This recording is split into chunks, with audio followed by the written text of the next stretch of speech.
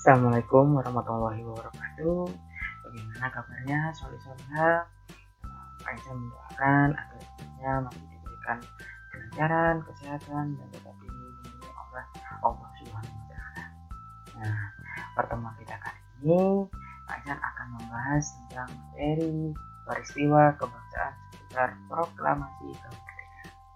Nah, alangkah baiknya sebelum kita memasuki ke materi, kita harus berdoa terlebih dahulu anak-anak agar kita diberikan kemudahan dan kelancaran dalam mendapatkan ilmu yang Pak Aisyah sampaikan. Baik, kita mulai ya berdoanya. Tangan di depan dada, kepala ditundukkan, berdoa dengan khusyuk. Berdoa dimulai. Bismillahirrahmanirrahim. Raditu billahi rabban wa bil islami dina wa bi Muhammadin nabiyyan wa rasulah. Rabbi zidni ilma warzuqni fahma. Amin. Nah, setelah kita berdoa, baik, Pak Ihsan ingin anak-anakku semuanya memperhatikan dengan hikmat ya, dengan khusyuk, dengan hikmat, agar nantinya tahu apa materi yang Pak Ihsan jelaskan. Baik, kalian semuanya silakan cari tempat yang enak, cari tempat yang nyaman, agar bisa mendengarkan materi Pak Ihsan dengan jelas. Materi yang pertama yaitu tentang ini waktu pertempuran kedatangan Jepang di Indonesia ya. Nah, setelah mengalami berbagai kekalahan dalam medan pertempuran di Pasifik, yaitu pada tahun 1943 sampai 1944, nah Jepang itu mulai mengkhawatirkan anak-anak karena negara Jepang mendapat serangan dari sekutu dari musuhnya terhadap wilayah-wilayah jajahan Jepang di Pasifik, termasuk ya kita di negara di Indonesia. Jadi dulu namanya itu Hindia Belanda. Maka untuk tetap mendapat dukungan dari wilayah jajahannya, Jepang memberikan janji kepada negara kita anak-anak, kepada negara Indonesia. Janjinya itu apa? Yang disampaikan oleh Perdana Menteri Koiso pada 7 September 1944 di depan parlemen Jepang, yang kemudian dikenal sebagai Janji September 1944. Nah, karena Indonesia sudah diberikan janji, maka para pemuda dan para golongan tua itu, semua para pejuang itu mempunyai ide untuk mempersiapkan kemerdekaan. Nah, persiapan dilakukan sejak 5 bulan sebelumnya anak-anak. Jadi sebelum ada perjanjian September itu, para pejuang sudah memberikan ini persiapan, sudah melakukan persiapan sejak 5 bulan sebelumnya, tepatnya pada tanggal 1 Maret 1945. Di tanggal ini dibentuk yang namanya Badan Penyelidik Usaha Persiapan Kemerdekaan Indonesia, atau yang biasa kita sebut dengan BPUPK, atau dalam bahasa Jepangnya disebut dengan Dokuritsu Junbi Chosakai. Nah, badan ini diresmikan pada tanggal 29 April 1945 dan diketuai oleh Dr. Rajiman Widyo Diningrat. Nah, lalu sebagai persiapan, BPUPKI melakukan 2 kali sidang anak-anak. Nah, sidang yang pertama itu dilakukan pada 29 Mei sampai 1 Juni 1945. Nah, sidang ini menghasilkan rumusan dasar negara yang biasa kita kenal dengan Pancasila. Rumusan Pancasila itu dikemukakan oleh Mr. Supomo, Mr. Muhammad Yamin, dan Insinyur Soekarno. Nah, itulah mengapa tiap 1 Juni sekarang kita memperingati sebagai hari lahirnya. Ya, ingat-ingat ya, 1 Juni itu adalah hari lahirnya Pancasila. Nah, setelah menyelesaikan tugasnya, BPUPKI itu dibubarkan anak-anak dan diganti dengan PPKI, atau yang disebut dengan Dokuritsu Junbi Inkai dalam bahasa Jepangnya. Nah, pada tanggal 7 Agustus 1945, panitia ini yang bertugas menyiapkan kemerdekaan Indonesia. Nah, dan ketuanya sudah berganti anak-anak, diganti oleh Insinyur Soekarno. Nah, pada saat Insinyur Soekarno membentuk yang namanya PPKI, nah, lalu PPKI ini diundang ke Vietnam, ke negara Vietnam. Nah, pada tanggal 9 Agustus 1945, pimpinan PKI yaitu Insinyur Soekarno, Dr. Andes Muhammad Hatta, dan Dr. Rajiman diundang oleh Jenderal Terauchi Hisashi, yaitu panglima tertinggi angkatan perang di negara Jepang. Dan di Asia Tenggara mereka menuju ke darat 300 km utara Saigon. Mereka berangkat ke sana. Nah, ketiga pimpinan PKI ini didampingi wakil pemerintahan tentara Jepang yang waktu itu yang ada di Jawa, Letkol Nomura, Kapten Miyoshi yang sebagai seorang penerjemah, dan Kapten Masaki serta wakil dari Bala Tentara Jepang wilayah Singapura, dan Maijen Shimura dan seorang adiknya. Jadi banyak yang mengikuti ketiga tokoh dari Indonesia. Nah ini adalah ada gambar pejuang kita waktu itu, Insinyur Soekarno, Muhammad Hatta, dan Dr. Suharman tiba di dalam Vietnam. Seperti ini anak-anak gambarnya. Jadi kalau foto zaman dulu itu masih belum berwarna ya anak-anak, masih hitam putih seperti ini. Nah, apa yang dilakukan sih para ketiga pejuang itu di dalam Vietnam? Nah, pertemuan dengan Terauchi terjadi pada tanggal 12 Agustus 1945 pukul 10 pagi waktu setempat, waktu di Vietnam. Inti pembicaraan adalah bahwa Jepang menyerahkan urusan kemerdekaan kepada PKI tentang segala persiapan tekniknya. Jadi negara Jepang sudah pasrah kepada Indonesia karena mereka sudah kalah, sudah diserang oleh sekutu mereka. Jadi mereka itu menyerahkan semua urusan kemerdekaan kepada panitia itu yang 3 orang. Panitia PKI. Tanggal 15 Agustus 1945 rombongan kembali ke tanah air, tanah kita tercinta, ke Indonesia, disambut oleh Gun Sei-kan atau pimpinan AD, Jenderal Yamamoto. Berita kekalahan Jepang waktu itu sudah sangat menyebar anak-anak, berita kekalahan Jepang, karena 2 kota yang sebagai induknya atau sebagai tempat yang sangat luas di negara Jepang itu sudah dibom atom oleh Amerika. Perang Dunia II yang tengah terjadi saat itu ternyata juga membawa dampak buruk bagi Jepang.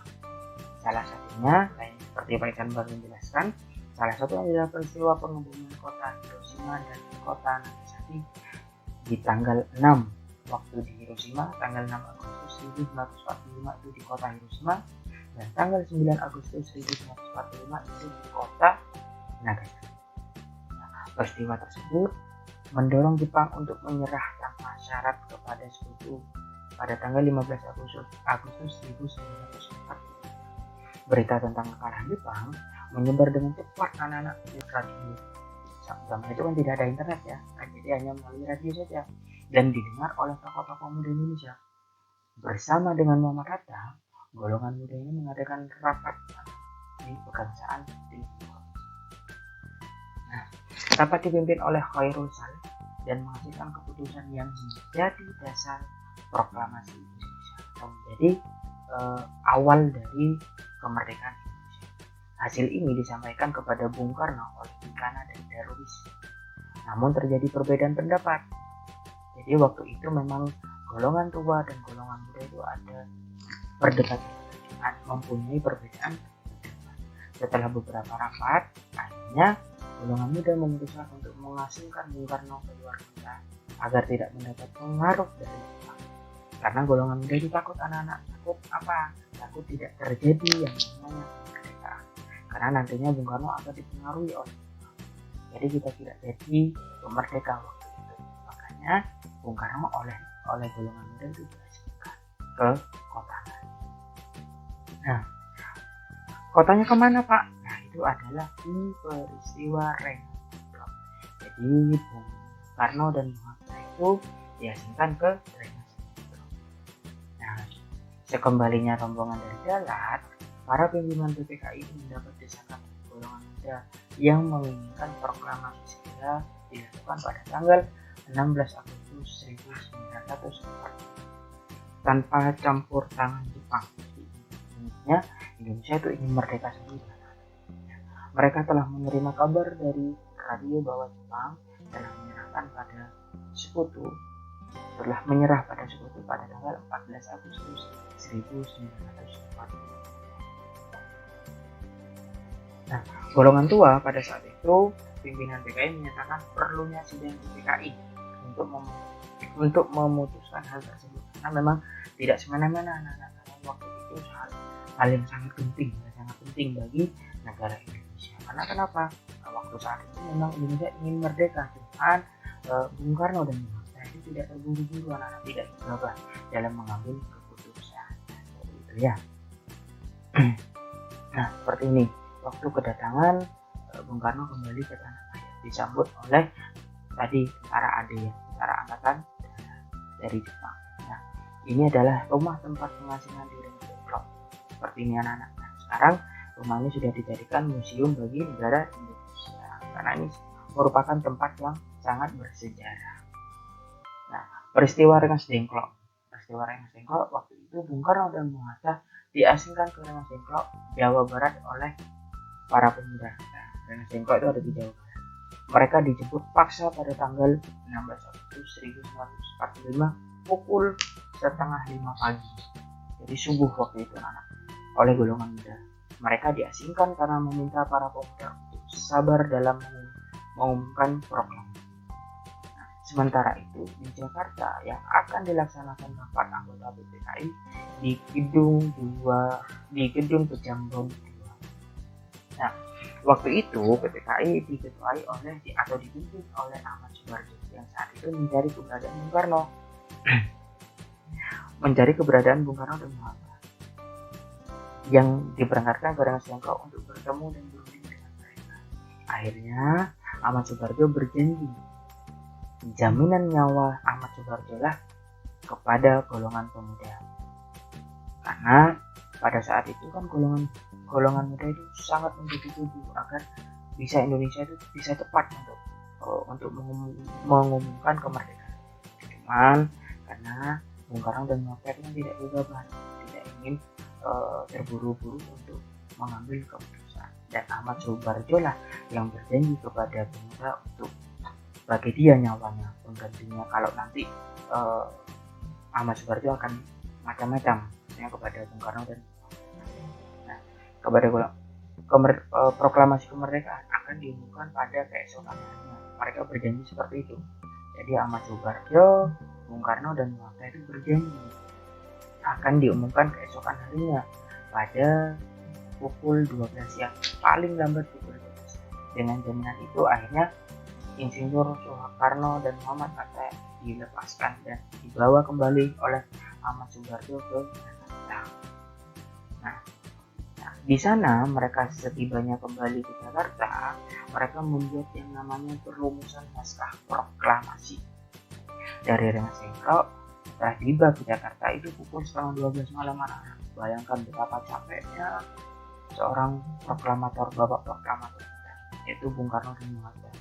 Setelah itu Soekarno Hatta pergi ke rumah Laksamana Tadashi Maeda. Sesuai dengan usulan Ahmad Subarjo, walaupun orang Jepang, Laksamana Tadashi Maeda itu memiliki kedekatan dengan tokoh-tokoh Indonesia dan beliau memberi jaminan keselamatan. Jadi mereka itu dilindungi di rumah Laksamana Tadashi Maeda. Nah, seperti ini anak.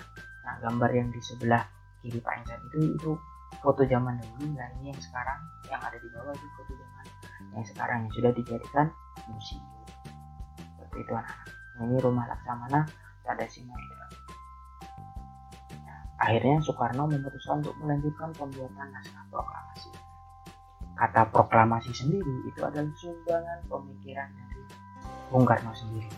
Kalimat pertama adalah sumbangan pemikiran Ahmad Subarjo dan kalimat terakhir merupakan sumbangan pemikiran dari Bung Hatta. Teks itu diberi saran dan sedikit perubahan oleh Soekarno, lalu diketik oleh Sayuti Milik.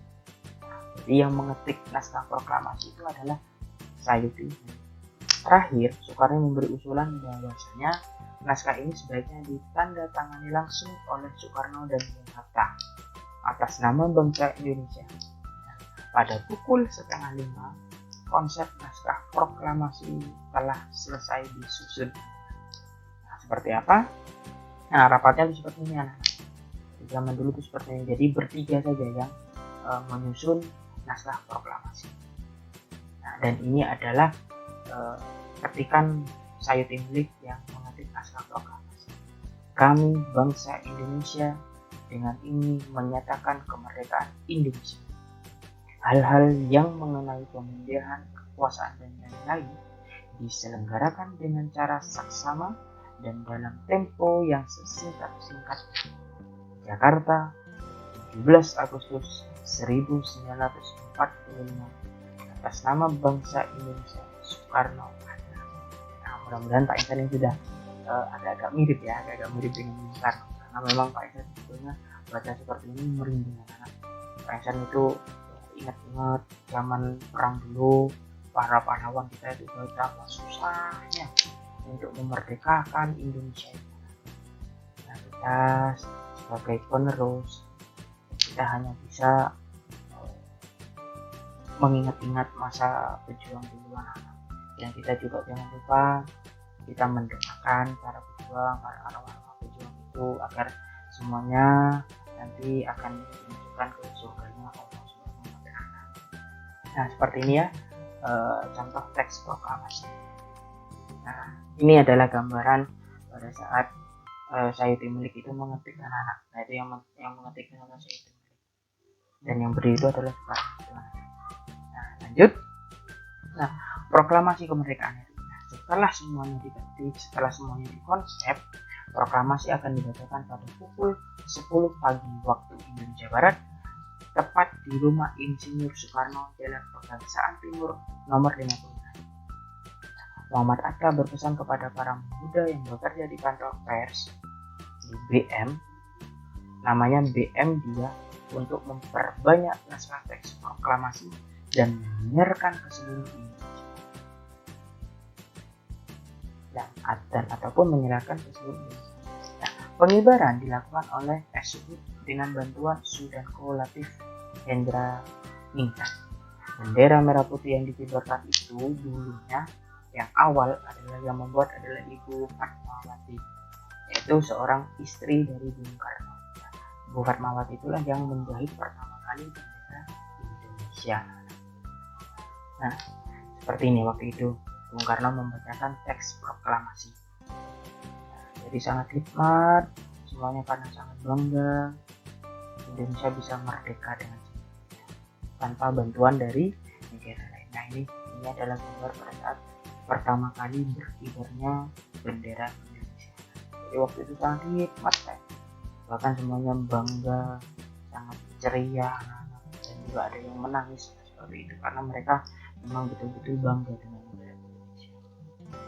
Nah, setelah Indonesia sudah melakukan proklamasi, melakukan kemerdekaan, Adam Malik mengambil salinan proklamasi, diserahkan pada Asa Bafagi untuk diteruskan Panglubis yang kemudian menyiarkan melalui corong radio kantor berita Domi milik Jepang.